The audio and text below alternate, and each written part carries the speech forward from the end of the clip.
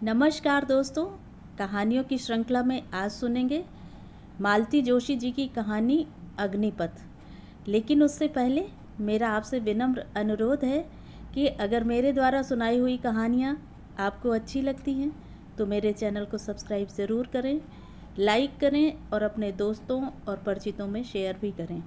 Bell icon दबाना बिल्कुल भी ना भूलें। आज सुनिए अग्निपथ। साल 2 साल बाद जब भी घर लौटती हूँ तो कहने सुनने को कितनी बातें इकट्ठी हो जाती हैं। नियमित रूप से पत्रों का आदान प्रदान होता रहता है, फिर भी बहुत कुछ अनकहा रह जाता है। खासकर सखी सहेलियों की बातें, गली मोहल्ले के किस्से, कुशल क्षेम की चिट्ठियों में ये सब बातें कहाँ आ पाती हैं। इसलिए फिर चाय पीते हुए, खाना खाते हुए बातों का सिलसिला चलता ही रहता है। कभी कभी तो बातें करते सारी रात बीत जाती है। बाबूजी जब थे तो अक्सर अम्मा को डपट देते, अरे अब बेचारी को सोने भी दो, सफ़र की थकी हारी आई है, क्या सारी बातें आज ही कर लोगी। बाबूजी बेचारे क्या जाने कि इतनी बातें मन में रखकर नींद भी तो नहीं आती। खाना खाते हुए अम्मा ने पूछा, चंदा का तो तुझे पता चल ही गया होगा ना, चिट्ठी में लिखा था शायद। नहीं तो क्या हुआ उसे? अरे उसे क्या होना है, पिछले महीने उसका घर वाला नहीं रहा। क्षण भर को, सिर्फ क्षण भर को कौर हाथ ही में रह गया। दूसरे ही पल छुटकारे की सांस लेते हुए मैंने कहा, चलो अच्छा हुआ, एक पाप कटा। इस खबर पर दूसरी कोई टिप्पणी हो ही नहीं सकती थी, पर अम्मा एकदम भड़क गई। कैसी बात कर रही है, उस बेचारी की तो दुनिया ही उजड़ गई। अम्मा, उसकी दुनिया बसी ही कब थी जो उजड़ जाती, और बेचारी तो वह तब थी जब वह भला आदमी उसकी ज़िंदगी को नरक बना रहा था। अब कम से कम चैन से जी तो सकेगी। मुझे तो खुशी है, उसकी ज़िंदगी का एक दुखद अध्याय समाप्त हो गया। जैसा भी था उसका पति था वह, उसके दम पर 4 लोगों के बीच वह सिर उठाकर चल सकती थी। यह चुटकी भर सिंदूर न रहे तो औरत का जीवन राख हो जाता है बिन्नू, पर तुम आजकल की लड़कियां यह सब नहीं समझोगी। मैं कहना चाह रही थी कि इस चुटकी भर सिंदूर के रहते भी चंदा का जीवन राख ही था। अब और राख क्या होगा, पर चुप लगा गई। जब से बाबूजी गए हैं अम्मा इस मामले में बहुत भावुक हो गई हैं, इसीलिए उनका दिल दुखाने की इच्छा नहीं हुई। फिर पूरे दिन चंदा ही मन में चक्कर काटती रही। स्कूल से लेकर कॉलेज तक की सारी बातें याद आती रहीं। हम शैतान लड़कियों का एक ग्रुप था। चंदा हम सब की लीडर थी, क्योंकि वही हम सब में स्मार्ट, निडर और दिलेर थी। शादी के मंडप में जब उसे घूंघट में दबी ढगी देखा था तो हम सब की हंसी छूट गई थी। लगा था जैसे चंदा कोई स्वांग कर रही हो। हमारे ग्रुप में सबसे पहली शादी चंदा की ही हुई थी, इसीलिए हम सब ने गोपियों की तरह उसके दूल्हे को घेर रखा था। वह जैसे हम सब के सपनों का राजकुमार था, सुदर्शन, आकर्षक, रौबदार, किसी विदेशी कंपनी में एग्जीक्यूटिव पोस्ट पर था। बोलचाल में एक विदेशी ठसक थी। हम सब उसकी एक एक भंगिमा पर मर मिटी थीं, एक एक मुस्कान पर न्यौछावर हो रही थीं। साल भर तक चंदा हम सब की ईर्ष्या की विषय बनी रही। फिर एक एक करके हम सब की शादियां होती गईं। चंदा का ब्याह पुराना पड़ गया। फिर एक दिन उड़ते उड़ते खबर सुनी कि वह विदेशी कंपनी डूब गई है, चंदा का पति बेकार हो गया है। उस समय हम सब अपनी अपनी गृहस्थी में इतनी रच बस गई थीं कि खबर सुनकर एक उसास भर ली, बस। वैसे यह कोई गंभीर बात थी भी नहीं। एक नौकरी छूटती है तो आदमी दूसरी नौकरी ढूंढ लेता है या कोई धंधा कर लेता है। चंदा के पति ने भी कुछ ना कुछ जुगाड़ कर ही लिया होगा। प्रथम प्रसव के समय अम्मा के पास आना ज़रूरी हो गया था। घर में कोई देखने वाला था नहीं और डॉक्टरों ने भी काफ़ी डरा दिया था। आने के बाद मालूम हुआ कि चंदा भी इन दिनों आई हुई है। जानकर बेहद खुशी हुई। उससे मिले 2-3 साल हो चले थे। मेरी जाने लायक स्थिति नहीं थी, पर अम्मा का संदेश मिलते ही वह आ पहुंची। उसे देखा तो मेरी सारी खुशी काफूर हो गई। वह बुझा बुझा सा चेहरा और सूखी सी हंसी। यह चंदा तो पहचानी ही नहीं जा रही थी। मुझे देखते ही उसका चेहरा खिल उठा और वह पुराने आवेग के साथ ही मेरे गले लग गई। जी भरकर भेंट लेने के बाद मैंने उसे अपने पास बिठाते हुए चुहल की। तू ऐसी सूख कर कांटा क्यों हो रही है? हमारे जीजा जी कुछ खिलाते पिलाते नहीं क्या? तुम्हारे जीजा जी को मूँछों पर ताव देने से फुर्सत मिले तब तो मेरी ओर देखेंगे। मैंने तो यह बात मजाक में कही थी, पर उसने जो उत्तर दिया वह मजाक नहीं था, वह एक कड़वी सच्चाई थी, क्योंकि उसका चेहरा एक असह्य रोष से भर उठा था। बात क्या है चंदा? तुम खुश नहीं लग रही। घर में सब ठीक तो है ना? जिसका पति निठल्ला बैठा हो उसके लिए कहीं भी कुछ ठीक नहीं होता शालू। यही घर था जहाँ सब लोग मुझे हाथों हाथ लेते थे। आज मेरी स्थिति नौकरानियों से भी बदतर हो गई है।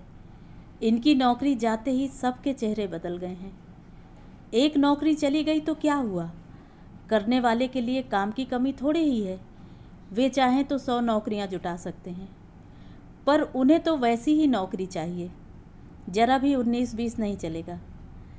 ऐसी नौकरी कहाँ मिलेगी? वह तो बिल्ली के भाग से छींका टूट गया था समझो। मेरे पापा भी तो उसी चकाचौंध में मारे गए। नहीं तो क्वालिफ़िकेशन के नाम पर सिर्फ BCom की एक डिग्री है, उसी के लायक काम मिलता है, वह इन्हें करना नहीं है। चंदा की कहानी सुनकर मन उदास हो गया। लगा कि उसके सुख को हम ईर्ष्यालु सखियों की नज़र तो नहीं लग गई। कालांतर में 2 दुर्घटनाएं और घटीं। चंदा के यहाँ दूसरा बेटा पैदा हुआ और हताशा में डूबे उसके पति ने पीना शुरू कर दिया। दोनों ही बातों ने चंदा को जैसे तोड़कर रख दिया। छोटे भाई की शादी में जब घर आना हुआ तो चंदा से फिर मुलाकात हुई। फीकी हंसी हंसकर बोली, अब तो हमेशा मुलाकात हुआ करेगी। मैं हमेशा के लिए यहाँ आ गई हूँ।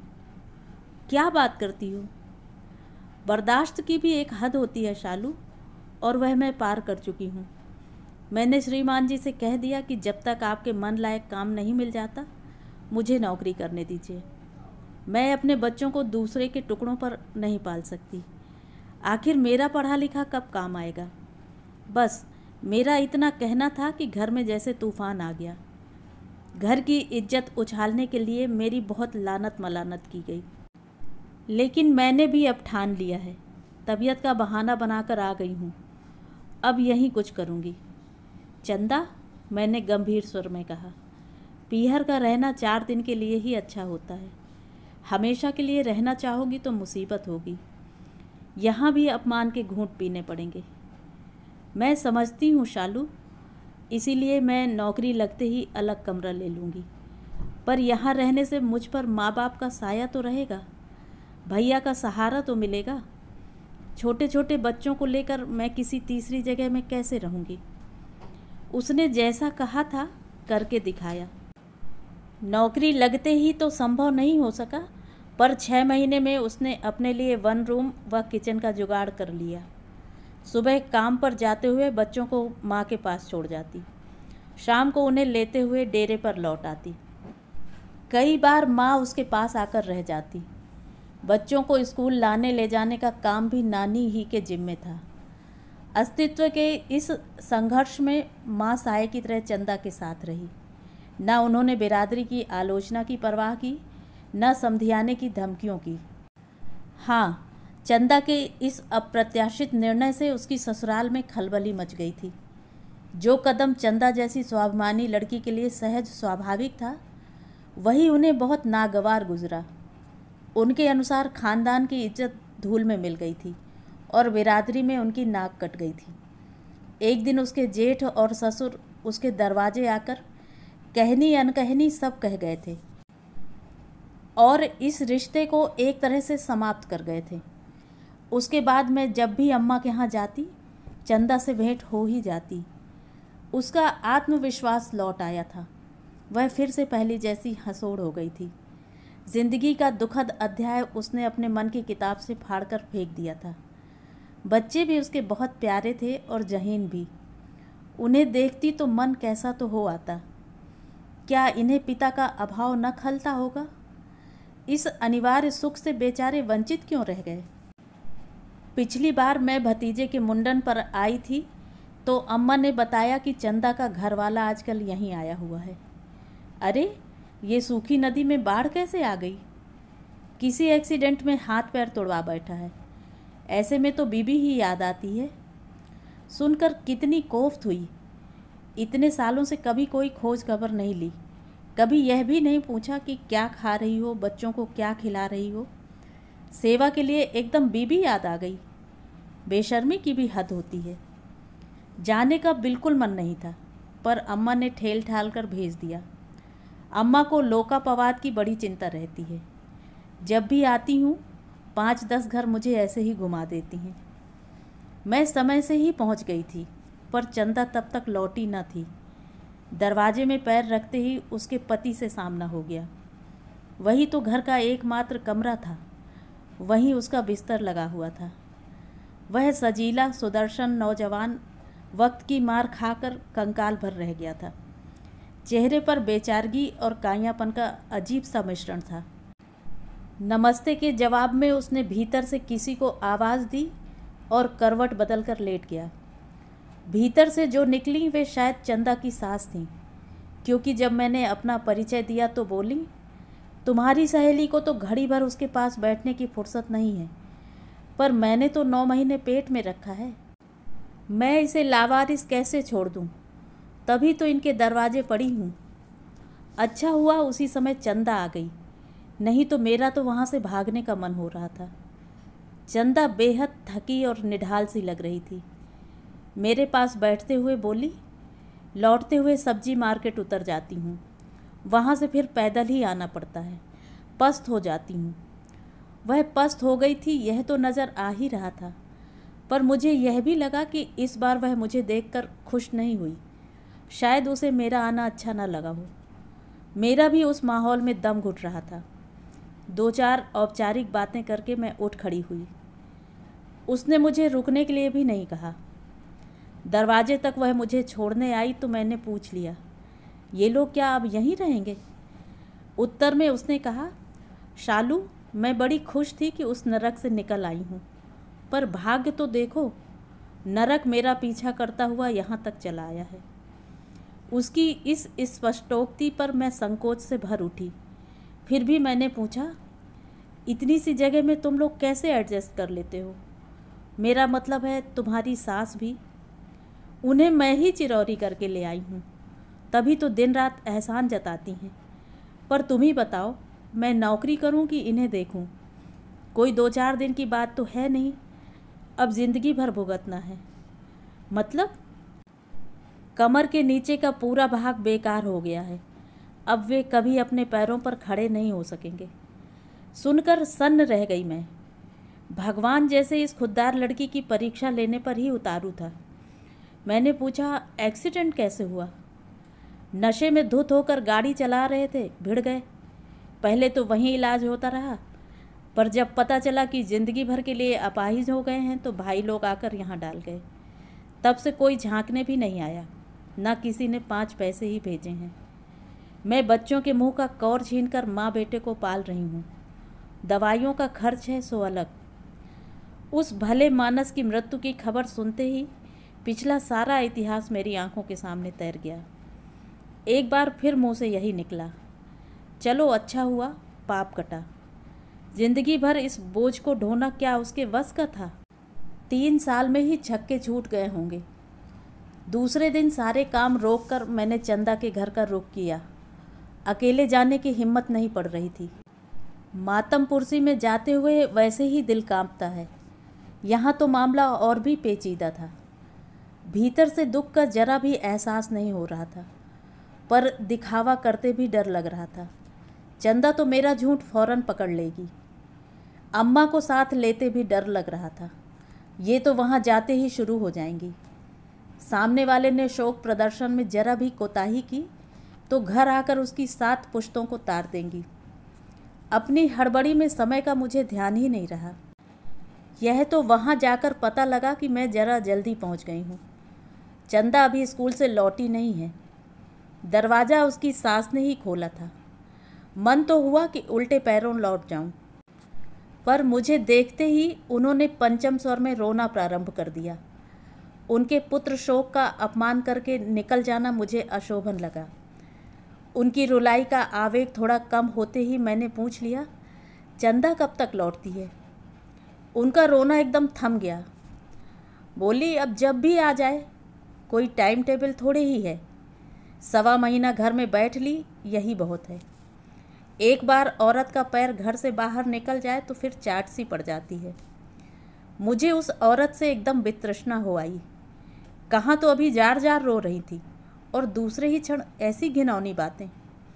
एक करारा सा मुंह तोड़ जवाब देने की इच्छा हो रही थी, पर संस्कार आड़े आ गए। फिर भी मैंने इतना तो कह ही दिया, घर से बाहर निकलने का किसी को शौक़ नहीं होता, मजबूरियां होती हैं। ऐसी कोई मजबूरी नहीं थी। वे ताव खाकर बोली, जितना वह कमाती है उतना तो हम अपने मुंशी को दे देते हैं। इसे ही जिद चढ़ी थी।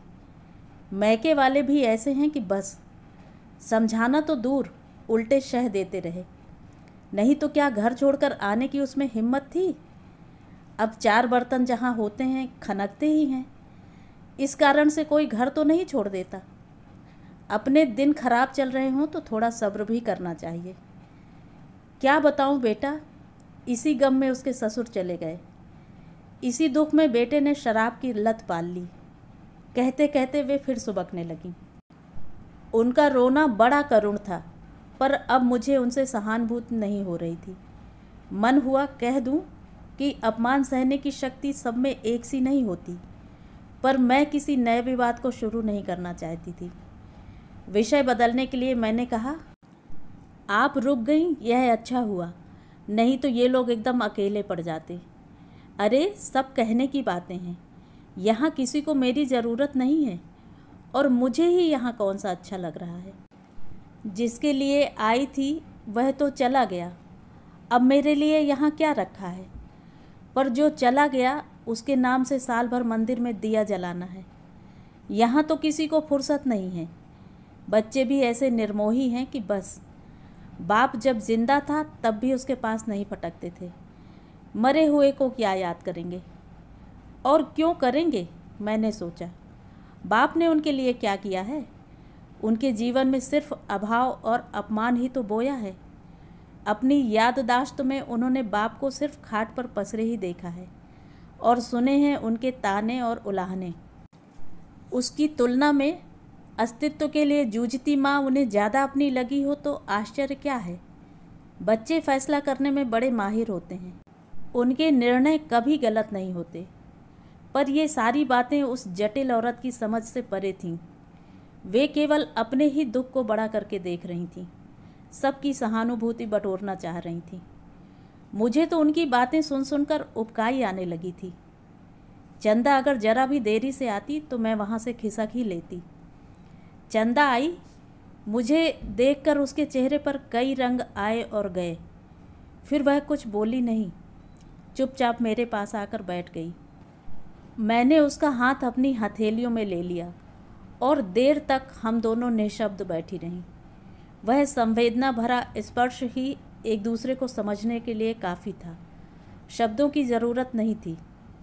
बच्चे नज़र नहीं आए? बड़ी देर बाद मैंने पूछा। ट्यूशन पढ़ने गए हैं। घर में तो पढ़ाई हो नहीं पाती, ट्यूशन भी अपने बस की कहाँ थी। वह तो भैया के एक दोस्त हैं, उनकी क्लासें चलती हैं, उसी में दोनों को बिठा लेते हैं। फिर हम दोनों शिक्षा के घटते स्तर और बढ़ते बोझ पर चर्चा करने लगी। उसकी सास ठोड़ी पर हाथ दिए कुछ देर तक हमारी बातें सुनती रही, पर जब उनके मतलब की कोई बात न हुई तो उठकर भीतर चली गईं। उनके जाते ही मैंने पूछा, ये देवी जी गई नहीं? कोई लिवाज आए तब न जाएंगी? अभी सब लोग आए थे, पर किसी ने चलने के लिए नहीं कहा। इस मुसीबत को कौन गले लगाएगा? 3 साल में उन लोगों को आज़ादी की आदत पड़ गई है। पहले ये बहुत सुनाती थीं कि ममता की मारी इस नरक में पड़ी हूँ, नहीं तो थूकने भी नहीं आती, पर अब चुप हैं। मतलब इनसे मुक्ति नहीं है। बनी रहें, मुझे तो आदत हो गई है। उन पर दया भी आती है। इस उम्र में उन्हें यह दुख भोगना पड़ा है। यहाँ रहेंगी तो मेरे बच्चों के सर पर भी साया रहेगा, उस घर से थोड़ा जुड़ाव बना रहेगा। चंदा कुछ रुक कर बोली, लेकिन ढंग से रहती भी तो नहीं, दिन रात बच्चों के मन में जहर बोती रहती हैं। मेरा पहनना ओढ़ना उन्हें पहले भी नागवार गुजरता था। मैं रोटी की तलाश में बाहर भटकती थी और वे अपने बेटे के कान भरती थीं, उसे दिन रात कोंचती थी। चाय पियोगी? प्रस्ताव इतना आकस्मिक था कि मैं कुछ उत्तर ही न दे पाई। उसने मेरे उत्तर की प्रतीक्षा भी नहीं की और उठकर चाय बनाने चल दी। मैं भी साथ साथ ही चल पड़ी थी, पर दरवाजे में ही ठिठक गई, क्योंकि उसकी सास कह रही थी, तेरी सहेली यहाँ चाय पीने आई है या स्यापा करने? मैं संकोच से भर उठी। मन हुआ उल्टे पैरों लौट जाऊं, पर फिर मुझमें और चंदा की सास में फ़र्क क्या रह जाता। किम कर्तव्य विमूढ़ सी वहीं चौखट के परे खड़ी रह गई। चंदा ने इत्मीनान से गैस जलाकर चाय का पानी चढ़ाया और सास से बोली, चाय मैं अपने लिए बना रही हूँ, दिन भर मगजमारी करके आई हूँ। एक कप चाय पर मेरा हक बनता है। शालू बैठी थी इसलिए उससे भी पूछ लिया, आप पीना चाहें तो आपके लिए भी बन जाएगी। उत्तर में उन्होंने एकदम सुबकना प्रारंभ कर दिया, अरी करम जली, कभी तो उस अभागे के लिए 2 आंसू ढलका लिया कर, बेचारे की आत्मा कलपती होगी। आत्मा मेरी भी बहुत कल्पी है अम्मा, और आंसू मैंने पहले ही बहुत बहा लिए हैं। अब मेरा मन और आंखें दोनों रीत गए हैं, अब मुझे कुछ नहीं व्यापता। लो ये अपनी चाय पकड़ो। वे एकदम फट पड़ी। ऐसे लक्षण हैं तभी तो भरी जवानी में सुहाग उजड़ गया, भगवान सब देखते हैं। चाय के कप लेकर चंदा बैठक में आ गई थी। सास की बात सुनकर उसने पीछे पलटकर कहा, कुछ तो तुम्हारे कर्मों का भी दोष होगा अम्मा, नहीं तो बुढ़ापे में तुम्हें ये दुख क्यों झेलना पड़ता। रही मेरे सुहाग उजड़ने की बात, तो मैं सुहागवती थी ही कब। मेरा गठजोड़ तो दुर्भाग्य के साथ हुआ था, वह तो अब भी मेरे साथ है, फिर मातम किसका मनाऊं। उसकी इस बात का बुढ़िया से कोई जवाब देते न बना, और देती भी क्या। वह महज एक बात नहीं थी, चंदा के दाम्पत्य का पूरा इतिहास था। तो ये थी कहानी।